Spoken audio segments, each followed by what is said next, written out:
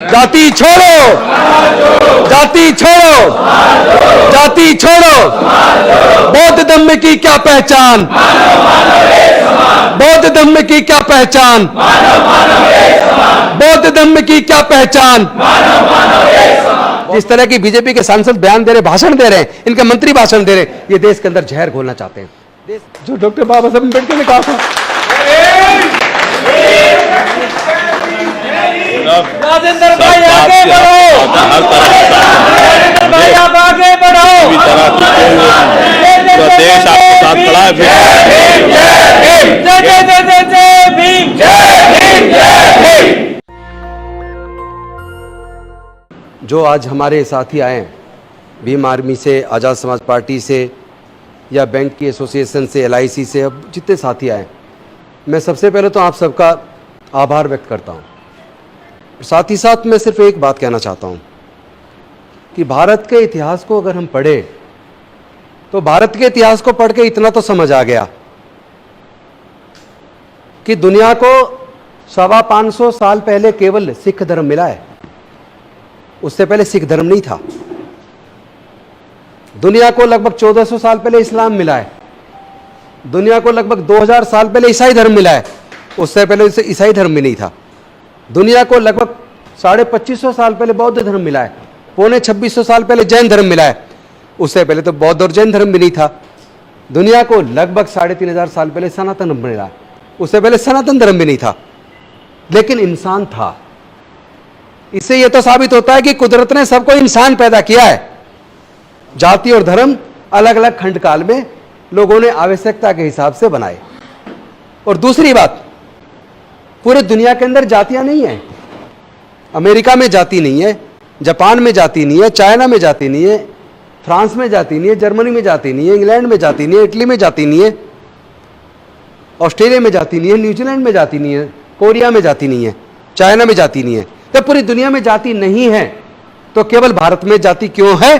या भारत के सब कॉन्टिनेंट में जहां जाके भारत के लोग बस गए, जातिवादी लोग, केवल वहां जाति है। इसका मतलब जाति कुदरत ने नहीं बनाई। तो यहां सवाल पैदा होता है जाति किसने बनाई, और दूसरा सवाल पैदा होता है जाति बनने से फायदा किसको हुआ और जाति के बनने से नुकसान किसको हुआ।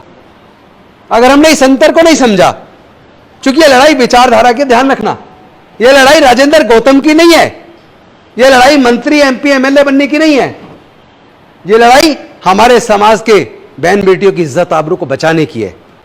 यह लड़ाई हमारे समाज के हक अधिकार की है। आए दिन जिस तरह हत्याएं हो रही है, मूंछ रखने पर हत्या हो रही है, गड़ा छूने पर हत्या हो रही है, मंदिर में घुसने पर हत्या हो रही है, मूर्ति छूने पर हत्या हो रही है, घोड़ी खरीदने पर हत्या हो रही है। मैं पूछना चाहता हूं, क्या हम हिंदू नहीं है? आप अगर हम हिंदू मान रहे हैं, मैं तो मानता हूं हिंदू नहीं है, हम तो इंसान हैं। मानवता दुनिया का सबसे बड़ा धर्म है। लेकिन अगर आप हमारे लोगों को, दलित, पिछड़े, आदिवासियों को हिंदू मानते हैं, तो आज मेरा मोहन भागवत जी से, देश के माननीय प्रधानमंत्री जी से, देश के गृह मंत्री जी से, देश के सर्वोच्च न्यायालय से, देश के उच्च न्यायालयों से, सब लोगों से एक सवाल है, अगर हम लोग हिंदू हैं तो हमारे समाज के युवाओं की मूंछ रखने पर हत्या क्यों? अगर हम लोग हिंदू हैं तो मंदिर प्रवेश करने पर हमारे युवाओं की हत्या क्यों? अगर हम लोग हिंदू हैं तो भगवान की मूर्ति छू लेने पर हमारे लोगों की हत्या क्यों? अगर हम हिंदू हैं तो घड़ा छूने पर हमारे लोगों की हत्या क्यों? अगर हम हिंदू हैं तो हमारी बहन बेटियों की इज्जत लूटकर उनकी हत्या क्यों? और जब उनके न्याय की हक की लड़ाई को हम लड़ते हैं तो केवल दलित, पिछड़े, आदिवासी, अल्पसंख्यक समाज के लोग लड़ते हैं। जो लोग बार बार हिंदू का राग लाप रहे हैं, जब हमारे साथ जुल्म होता है हम उसके खिलाफ बोलते हैं, तो तुम लोग कहां चले जाते हो? तुम लोग हमारी लड़ाई में शामिल क्यों नहीं होते? हमारे साथ खड़े होकर हमारी न्याय की लड़ाई को उठाते क्यों नहीं हो? इसलिए नहीं उठाते क्योंकि तुम अलग हो और हम अलग हैं। तुम हमको अलग मानते हो, यह झूठ चलेगा नहीं। ये मैं आप सबको धन्यवाद करूंगा, आप जो मेहनत कर रहे हैं ना, युवा, आप सब लोग अपनी जवानी जलाकर, मैं जानता हूं कि सबका घर परिवार है, सबको इनकम की जरूरत है, कमाई की जरूरत है। घर तो पैसे से चलेगा, जुबान चलाने से नहीं चलेगा। लेकिन मैं आप सबको सैल्यूट करता हूं, भीम आर्मी के साथियों को सैल्यूट करता हूं, मिशन जय भीम के साथियों को सैल्यूट करता हूं, समता सेंटर के साथियों को सैल्यूट करता हूं, तमाम संगठनों के साथियों को सैल्यूट करता हूं। आप लोग जो अपने घर से निकल के आ रहे हैं ना, अपनी जवानी को जला रहे हैं, सिर्फ इसलिए चूंकि आपको समाज का दर्द है।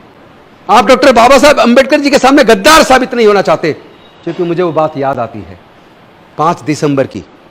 डॉक्टर बाबा साहब अंबेडकर जी के साथ नानक चंद्र रत्तू रहते थे, उनके सेवक थे। 5 अक्टूबर की रात को 10 बजे डॉक्टर बाबा साहब अंबेडकर से उन्होंने पूछा, नानक चंद्र रत्तू जी ने, कि बाबा साहब आप इतने दुखी क्यों महसूस कर रहे हो, अच्छा नहीं लग रहा, ऐसा लग रहा आप बहुत दुखी हो।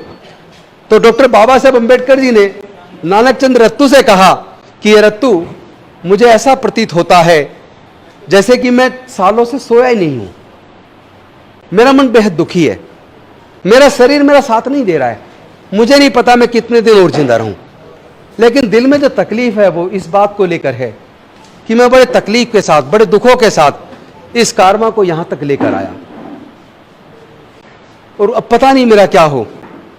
मैंने हजारों साल की गुलामी तोड़ने के लिए अपने 4-4 बच्चों को गंवाया, जवानी में अपनी पत्नी को खो दिया, लेकिन उसके बावजूद भी मैं सिर्फ इसलिए लड़ा क्योंकि मेरे समाज के लोग पढ़ लिख कर आगे बढ़ेंगे, और वो सब मिलकर जब समाज की लड़ाई को लड़ेंगे तो भारत से छुआछूत खत्म होगा, भारत से जाति के आधार पर होने वाला उत्पीड़न खत्म होगा। अरे तू, मेरा तो पता नहीं मैं कितने दिन जिंदा रहूं, लेकिन तुम मेरे समाज के लोगों को बोलना, इस कारवा को मैं बड़े तकलीफ से, बड़े दुखों के साथ यहां तक लेकर आया। हालांकि यह बात 18 मार्च 1956 को उन्होंने चक्की पाट बौद्ध विहार पर आगरा के अंदर भी कही थी।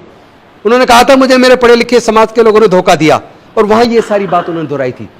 फिर उन्होंने रत्तू को कहा कि मेरे लोगों को बोलना कि मैं इस कारवा को बड़ी मुसीबत से यहां तक खींच के लाया, इसमें बड़ा कष्ट झेला है, बड़ा विरोध झेला है। तुम मेरे समाज के लोगों को कहना कि मेरे बाद इस कारवा को किसी भी तरीके से आगे लेकर जाएं, और अगर आगे ना ले जा पाए तो कम से कम इसे यहीं छोड़ दे, इसको पीछे ना जाने देना। फिर उन्होंने कहा, रत्तू रात काफी हो गई, अब तुम जाओ। रत्तू ने उनके सिरहाने पर तकिया रखा, उनके पैरों को ऊपर किया और उनके सर को तकिए पर रखा। लेकिन अगले दिन डॉक्टर बाबा साहब अम्बेडकर नहीं थे।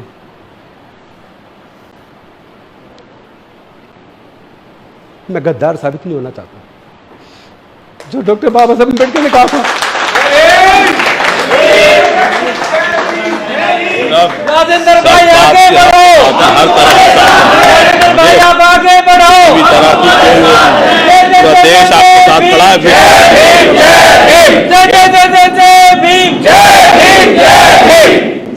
मैं डॉक्टर बाबा साहब अम्बेडकर की नजरों में गिरना नहीं चाहता।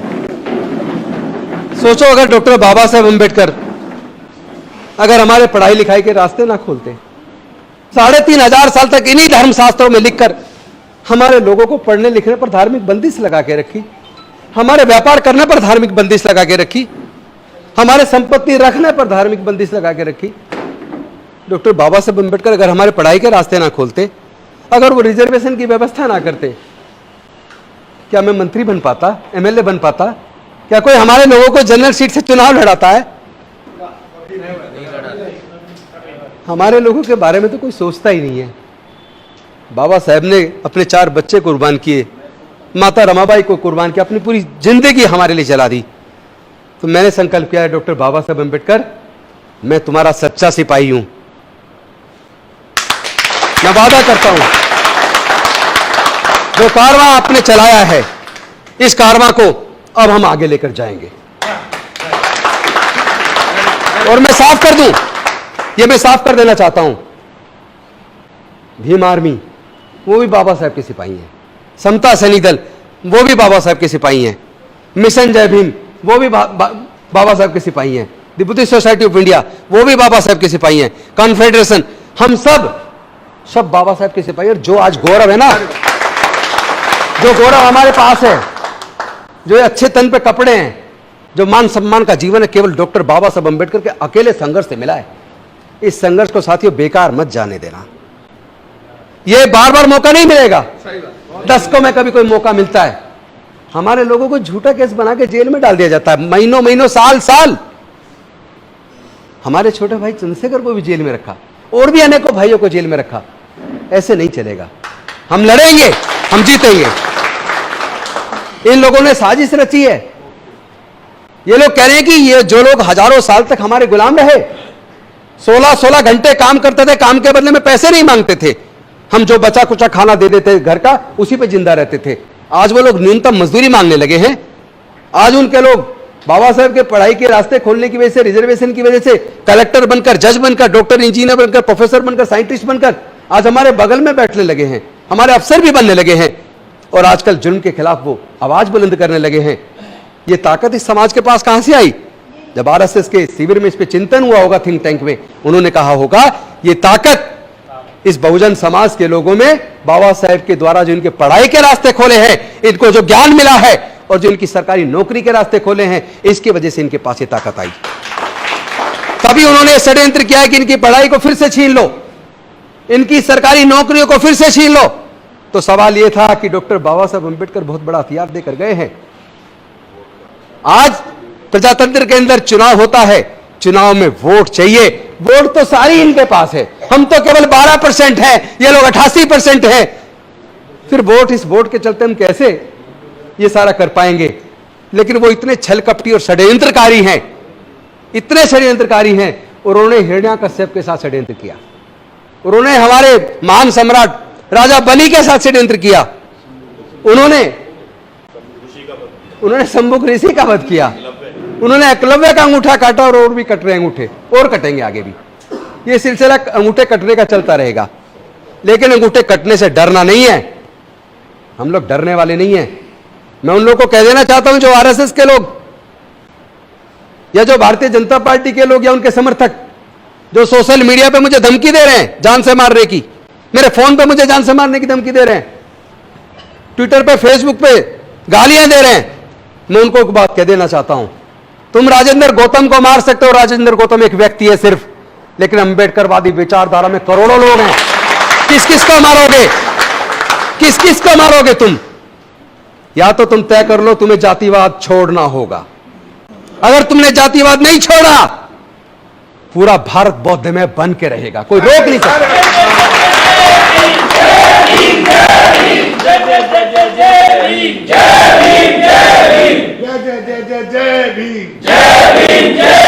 इनके षड्यंत्र को समझो दोस्तों, इनके षड्यंत्र को समझो। ये इतने षड्यंत्रकारी हैं, इन्होंने डॉक्टर बाबा साहेब अंबेडकर के साथ षड्यंत्र किया, इन्होंने किसी को बख्शा नहीं है। ज्योतिबा फूले के साथ षड्यंत्र किया, माता रमाबाई के साथ षड्यंत्र किया, सावित्रीबाई फूले के साथ षड्यंत्र किया, इन्होंने बख्शा किसको है? इन्होंने ऐसा षड्यंत्र किया कि हम इस वोट इनकी हमें चाहिए तो हम इनकी पढ़ाई पे दोबारा बंदिश तो नहीं लगा सकते, लेकिन हम ऐसी स्थिति पैदा कर देंगे कि ये पढ़ ही ना पाए। इन्होंने जानबूझकर सरकारी शिक्षा के स्तर को बर्बाद करके देश के सारे सरकारी स्कूलों को बर्बाद कर दिया और प्राइवेट स्कूल, प्राइवेट कॉलेज खोल दिए, जिसमें साल का खर्चा लाखों रुपए है और हमारे समाज के 99% लोग वो लाखों रुपए साल का खर्चा उठा नहीं सकते। तो उन्होंने षड्यंत्र से हमारे लोगों से एजुकेशन छीन ली है, आप मानो या मत मानो। मुट्ठी भर लोग, 1% लोग नौकरी में आ गए या व्यापार में आ गए, जो अपने बच्चों की लाखों रुपए साल का खर्चा उठा सकते हैं। बाकी 99% हमारे समाज के लोगों का क्या होगा? देश में सरकारी नौकरियां तो 44 लाख हैं, उस 44 लाख में ज्यादा से ज्यादा 8-9 लाख नौकरी हमारे SC ST लोगों को मिल सकती है, 12-15 लाख मिल सकती है SC ST OBC को। बाकी लोग कहां जाएंगे? हमारे करोड़ों लोग, वो उनको तो नौकरी नहीं मिलेगी ना। तो साथियों, एक तरफ इन्होंने एजुकेशन छीनी है, साजिश के तहत छीनी है। अब तो इस बात के लिए लड़ना पड़ेगा, जो सरकारें हमारे लोगों की पढ़ाई का खर्चा ना उठा पाए, सरकारी खर्चे पर क्वालिटी एजुकेशन ना दे पाए, ऐसी सरकारों को हम निस्तानाबूद कर देंगे। और दूसरी बात, ये जो सरकारी उपक्रम बेच रहे हैं, चाहे इंडियन रेलवेज बेच दिया, चाहे एयरपोर्ट बेच दिए, चाहे एयर इंडिया बेच दिया, चाहे LIC बेच दिया, चाहे देश के बैंक बेच दिए, पेट्रोलियम कंपनियां बेच दी, गैस की कंपनियां बेच दी, बाल को बेच दिया, नाल को बेच दिया, ITD के होटल बेच दिए और तमाम तरह की सरकार के उपक्रम बेच दिए जहां हमें नौकरी मिलती थी। जो प्राइवेटाइज हो गया वहां तो नौकरी मिलेगी नहीं। 5th पे कमीशन में भारत की इसी सरकार ने, आपको याद होगा, 4th क्लास एम्प्लॉयमेंट को बैन करके ठेकेदारी प्रथा ला दी। ठेके पे हमारा आदमी जान गंवा रहा है, 5-6 हजार रुपया, 7 हजार रुपया, इससे घर चल जाएगा क्या? कौन है वो लोग? कौन है वो लोग जिन्होंने ठेकेदारी प्रथा लागू करके हमारे लोगों से सरकारी नौकरी को छीन लिया?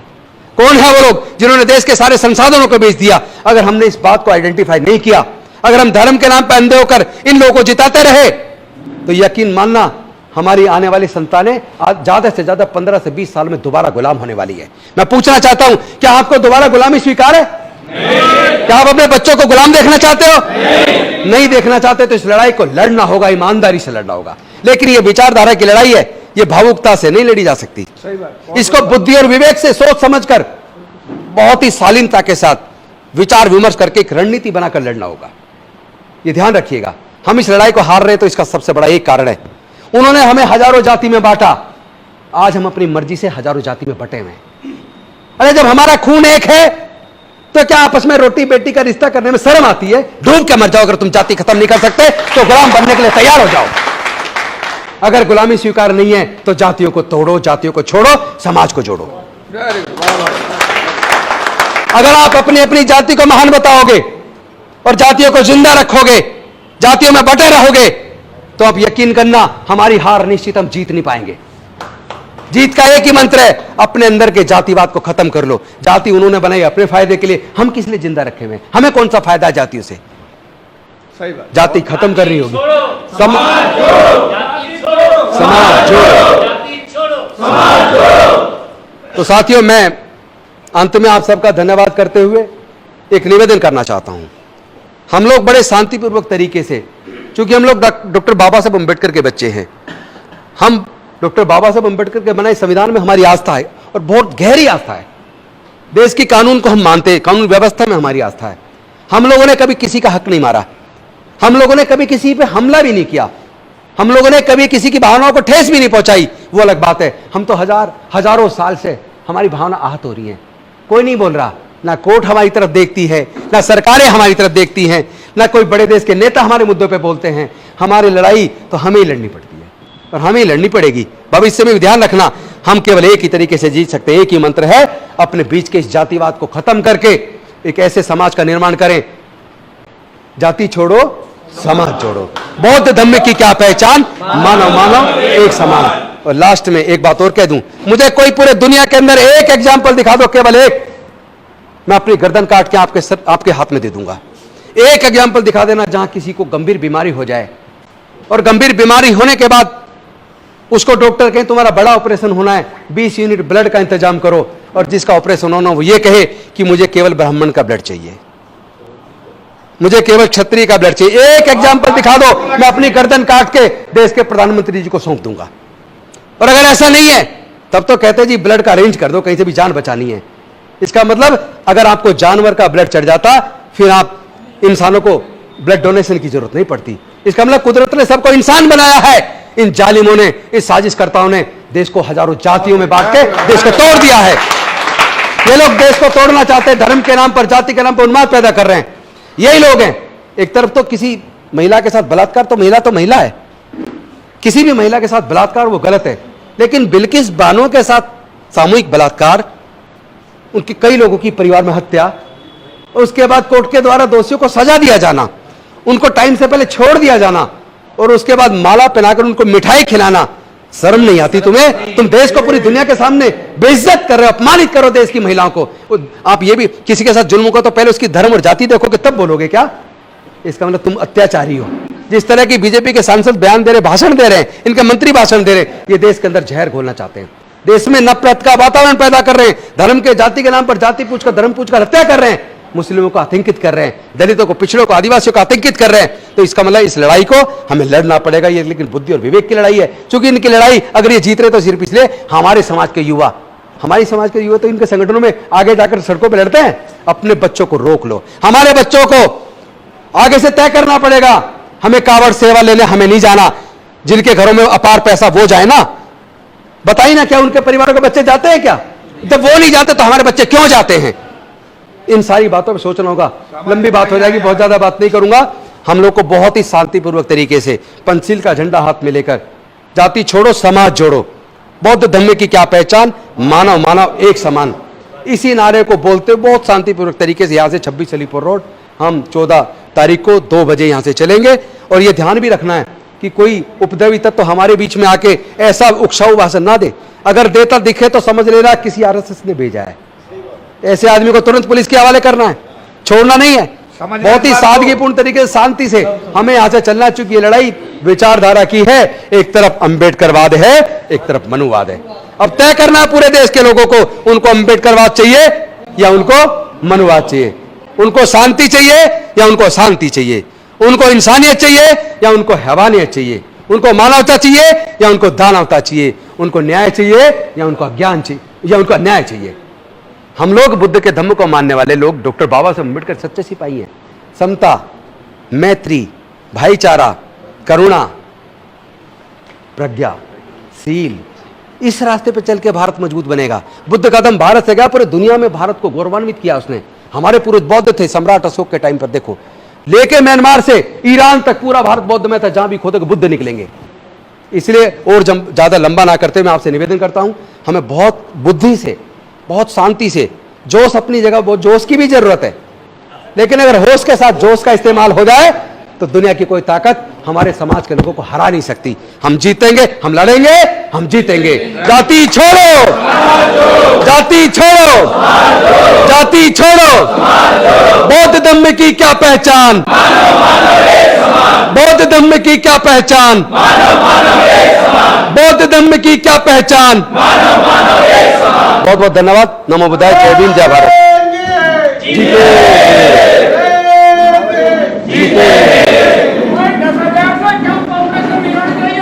नेशनल दस्तक की आपसे गुजारिश है कि अगर इसको बचाना चाहते हैं तो नेशनल दस्तक को सब्सक्राइब करने के लिए रेड कलर के सब्सक्राइब बटन को दबाएं, फिर बेल आइकन की घंटी दबाएं।